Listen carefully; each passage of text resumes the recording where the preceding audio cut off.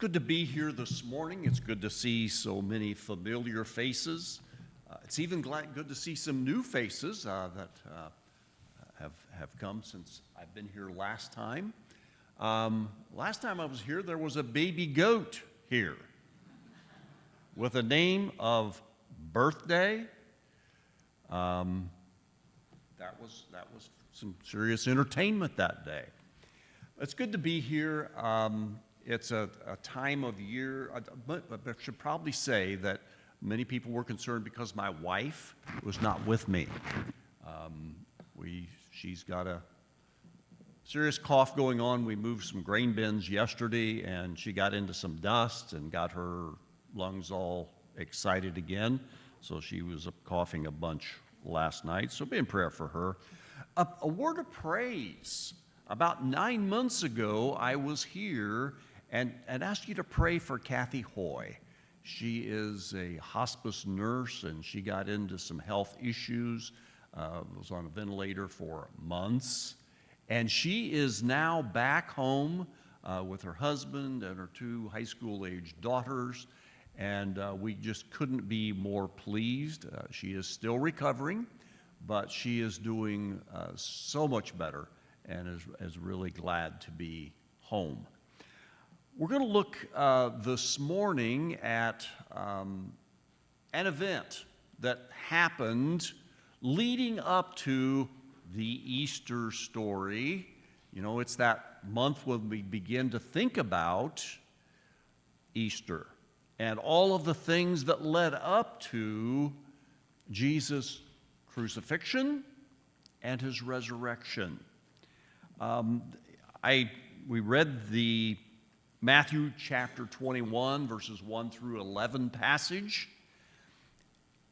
But Matthew, sometimes you have to read all of the gospel accounts to get all the details, because each of those writers wrote from a different perspective.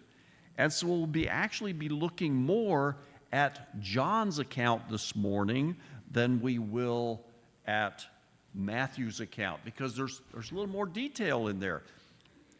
John chapter 11 talks about the event where Jesus raises Lazarus, a dear friend of his, from the dead, after he had been in the grave for, count them, 4 days. Okay? All of this leads up to another event where Jesus is going to be raised from the dead after he's been in the grave 3 days. It's hard to dispute the ability for someone to be raised from the dead when Jesus had done it just prior, after someone had been in the grave for 4 days. Now, Jesus is in a difficult situation, because if you read the end of John chapter 11, it talks about how the priests, the chief priests and the Pharisees had given orders to find Jesus that he might be arrested. But an event happens which makes it very difficult for them to go into a crowded place and arrest him. Jesus kind of disappeared into the wilderness in the couple of weeks prior to the triumphal entry. And then he shows up at Bethany, which, by the way, is where Lazarus, Mary and Martha lived, dear friends of Jesus. And there's an event here in John that's not recorded over in Matthew, and that's where they're served a meal. Lazarus was a famous Jew in that town, and he was loved by many, and they're still celebrating the fact that he was raised from the dead. And by the way, there's also a warrant for his arrest, so that he could be put to death as well because of his proclaiming what Jesus had done with his own resurrection from the grave. So we are, and by the way, that's in John chapter 12 and verse 10, where we're told that the chief priests made plans to kill Lazarus as well as Jesus. Now, this event, we're like a week prior to his triumphal entry. Jesus is in Bethany. He is at the house of Mary and Lazarus, and Martha serves them food, and Mary takes a pint of nard.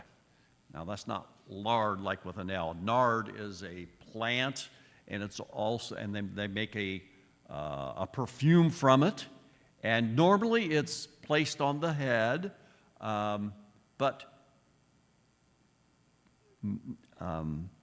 the event here, Mary takes the nard and puts it on Jesus' feet, and then takes her hair. The hair is normally kept up covered in that culture. She takes her hair down and she wipes Jesus' feet with her hair. Now, let's read this. Chapter 12 of John, verse 3. Then Mary took a pint of nard, pure nard, an expensive perfume. She poured it on Jesus' feet and wiped his feet with her hair, and the house was filled with the fragrance of the perfume. Nard was quite often used when they buried someone. And this was very expensive stuff. Verse 4 says, but one of the disciples, Judas Iscariot, was later to betray him, objected. Why wasn't this perfume sold and the money given to the poor? It has the worth of a year's wages. He did not say this because he cared for the poor, but because he was a thief. As the keeper of the money bag, he used to help himself to what was in it. Leave her alone, Jesus said. It was intended that she should save the perfume for the day of my burial. You will always have the poor among you, but you will not always have me. A large crowd had formed because of Jesus being in this house with Lazarus and Mary. And we find right after this in the account of John, the triumphal entry of Jesus into Jerusalem. Now, I want to read beginning at verse 12, or chapter 12, verse 12. The next day, a great crowd had come to the feast and heard that Jesus was on his way to Jerusalem. And they took palm branches and went out to meet him, shouting, Hosanna! Blessed is he who comes in the name of the Lord. Blessed is the King of Israel. Now, a couple of things we should note here. Palm branches were not native to Jerusalem. Someone had brought those trees and planted them in the Jerusalem area because they didn't grow there. But guess what? There's lots of prophecies and things, that happen in Scripture, and things happen for a reason. Someone, years ago, had planted these trees in Jerusalem for this event. And, you know, there's a song whenever I read this passage, I think of the Michael W. Smith song, "Blessed is he who comes in the name of the Lord." It's a contemporary worship song that's, it just kind of captures this moment. Now, let's think about this whole donkey thing. I live in the country, and at the end of our lane, which is about a quarter mile long, is a family who has raised Simmental show calves for years, and they always kept a donkey in the pasture right at the end of our lane, and they used that donkey to break calves to lead, because donkeys are very stubborn and very persuasive.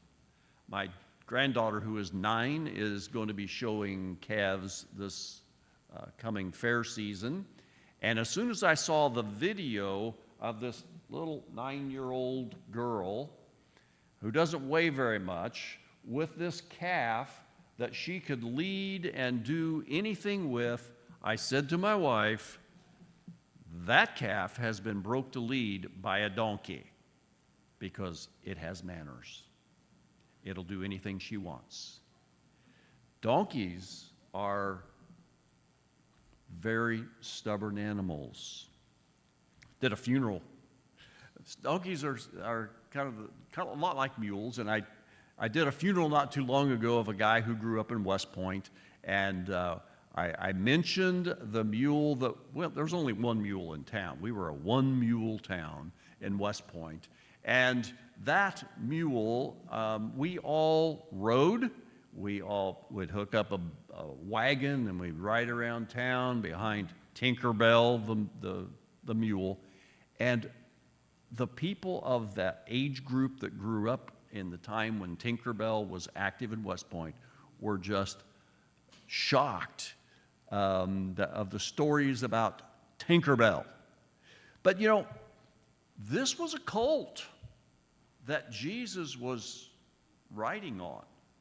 I don't know if you've ever, one of my things that I liked to do when I was young was break horses to ride, okay? I've had horses on top of me. I've had lots of experiences. I've come off of horses very quickly because they can move all sorts of different directions. Here we have a colt, probably never been ridden before. They put the stuff on top of it, and Jesus climbs on, and he rides it into Jerusalem. Why is this such an unusual story? Well, first of all, no king since Solomon has been recorded as riding a donkey. What was the tradition of the day?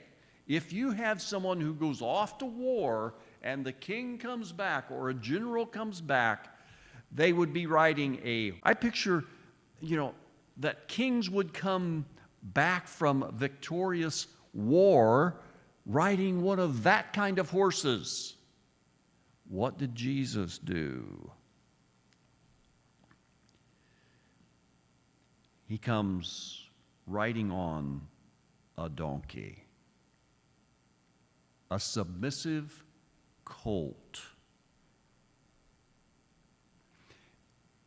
And he's riding across where they have laid down their cloaks and the palm branches to make a road for him to come in to Jerusalem. And this crowd is gathered just to see Jesus coming into Jerusalem for the Passover.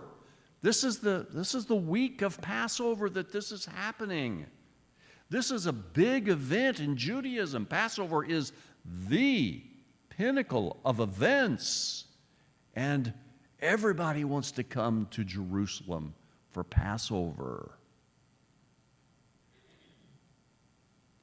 And we see that the crowd is clinging to Jesus. So, what do you think the result is? It says, verse 19, John chapter 12, says, "So the Pharisees said to one another, 'Seeing this is getting us nowhere. Look, the whole world has gone after him.'"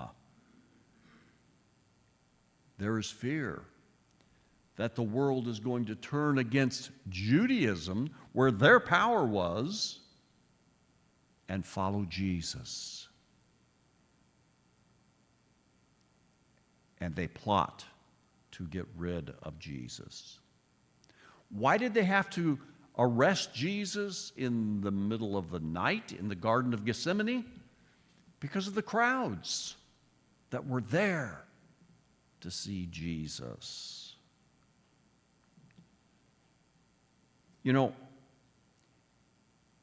prior to this, Jesus Christ had shunned all such public displays. But now, he's making himself a presentation to the nation. The declaration that he is the Messiah. When the people are crying out, "Hosanna," you know what that means? It means save now. That's what the people were crying out. The Messiah has come. They've waited for thousands of years for the Messiah to come.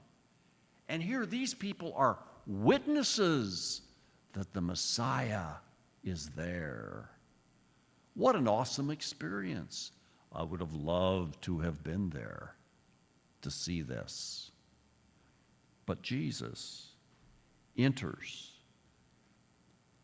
and Jerusalem is stirred up.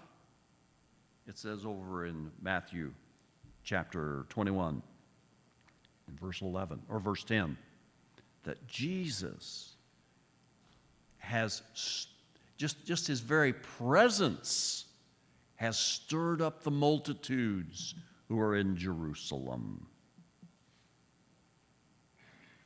And they're saying, "Who is this?"